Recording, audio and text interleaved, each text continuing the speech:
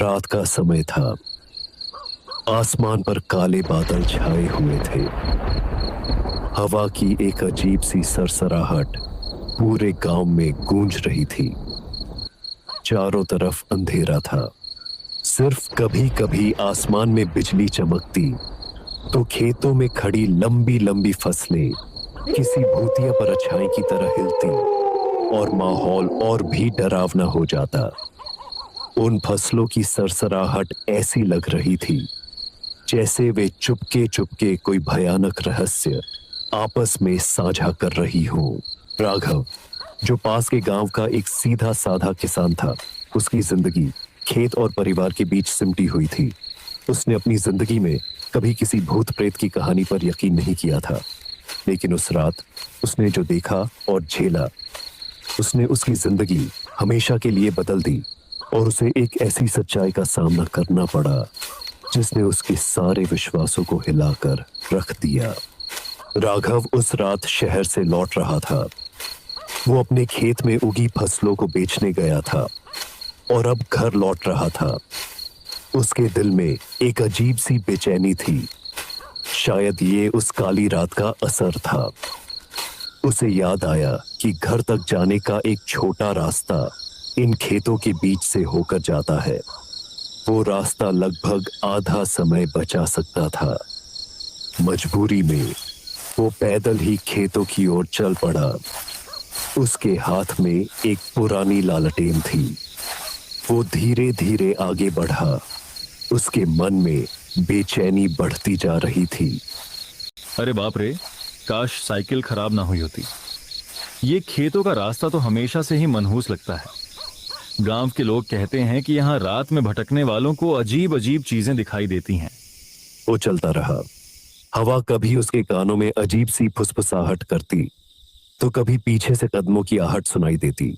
हर बार जब वो पीछे मुड़कर देखता तो वहां कुछ नहीं होता, सिर्फ हवा की सरसराहट और उसकी अपनी सांसें। उसका दिल जोरों से धड़क रहा था। वो अपने डर को दबाने की कोशिश कर रहा था, ये सोचकर कि ये सब उसके मन का वहम है।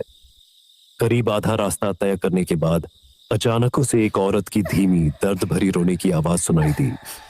आवाज इतनी गहरी और दर्दनाक थी कि राघव का कलेजा मुंह को आ गया। आवाज सीधी खेतों के बीच से आ रही थी। राघव को लगा कि शायद कोई औरत खेतों में रास्ता भटक गई है। राघव डर के मारे पसीना पसीना हो गया। उसने अपनी हिम्मत बटोरी और ऊंची आवाज में पूछा, कौन है वहां? कोई परेशानी है क्या? राघव ने सोचा, एक इंसान मुसीबत में है, मुझे उसकी मदद करनी चाहिए। इस विचार ने उसके डर को कुछ हद तक कम कर दिया। वो धीरे धीरे लालटेन उठाकर खेतों की ओर बढ़ा। जैसे ही उसने पहला कदम रखा, उसे लगा कि कोई अदृश्य शक्ति उसे अंदर खींच रही है। उसने खुद को संभाला और आगे बढ़ता रहा। खेतों की फसलों की ऊंचाई उसके सिर से भी ज्यादा थी। जब वो फसलों के बीच गया तो उसे लगा कोई उसके सामने खड़ा है। एक लंबी परछाई, लाल कपड़ों में लिपटी हुई। राघव की सांसें थम गईं। उसके गले में एक अजीब सी घुटन महसूस होने लगी। वह हकलाते हुए बोला, कौन हो तुम? तुम्हें क्या चाहिए? परछाई धीरे धीरे उसकी तरफ मुड़ी। राघव ने जब उसका चेहरा देखा तो वो बहुत डर गया। राघव ने तुरंत भागने की कोशिश की। उसने जिस रास्ते से अंदर आया था उस रास्ते की ओर भागा, लेकिन जिस जगह से वो अंदर आया था वो रास्ता गायब हो चुका था। हर तरफ सिर्फ ऊंची ऊंची फसलें और उनके बीच से आती अजीब सी सरसराहट। उसे लगा जैसे ये फसलें हिल नहीं रही बल्कि सांस ले रही हैं। उसके पैर कीचड़ में धंसने लगे। वो बेतहाशा भागा, लेकिन जितना भागता उतना ही उसी जगह लौट आता। ये एक अजीब और डरावना चक्रव्यूह था। वह घबराकर चिल्लाया, मुझे जाने दो, मुझे यहां से निकलने दो। लेकिन उसकी आवाज खेतों में गूंज कर रह गई। अचानक उसके सामने वही औरत आ गई। अब उसका चेहरा साफ था, जैसे किसी ने उसे आग में जला दिया हो। उसकी लाल आंखें अंधेरे में चमक रही थीं और उसके लंबे नुकीले दांत किसी शिकारी की तरह बाहर निकले हुए थे। वो धीरे धीरे हंसने लगी। वो हंसी इतनी खतरनाक थी कि राघव के कान सुन्न हो गए। वो बोली, तुम आ ही गए। हम तुम्हारा ही इंतजार कर रहे थे। अब कभी वापस नहीं जा पाओगे। उसकी आवाज राघव के दिमाग में गूंजने लगी। राघव के पैरों तले जमीन खिसक गई। उसने दौड़ने की कोशिश की, लेकिन उसके पैर जमीन में बुरी तरह जम गए। वो गिर पड़ा और अपनी सांसों को काबू करने की कोशिश करने लगा। वो औरत खेत के बीच खड़ी होकर चीखने लगी। उसकी चीख इतनी तेज थी कि राघव को लगा कि उसकी आत्मा शरीर से बाहर निकल रही है।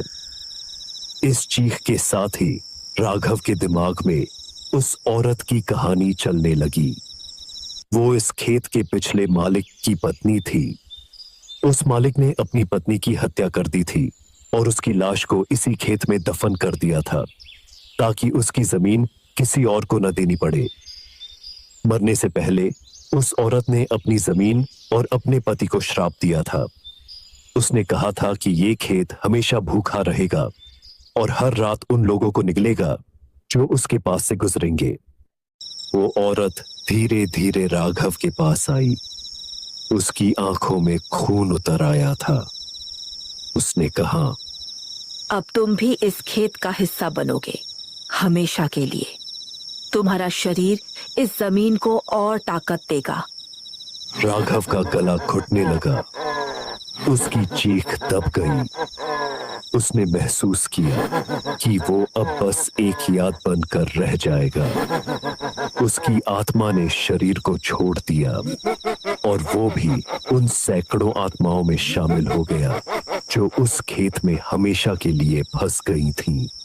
वह जब गांव के लोग खेतों की तरफ गए तो उन्हें राघव की टूटी हुई लालटेन मिली। उसके पास ही कुछ कीचड़ और पैरों के निशान थे, लेकिन राघव कहीं नहीं था। लोगों ने कहा, फिर एक और इस खेत की बलि चढ़ गया। यही वजह है कि कोई रात में यहां से नहीं गुजरता। उनके चेहरे पर डर साफ झलक रहा था और खेत वैसे ही शांत खड़ा था, मानो कुछ हुआ ही न हो।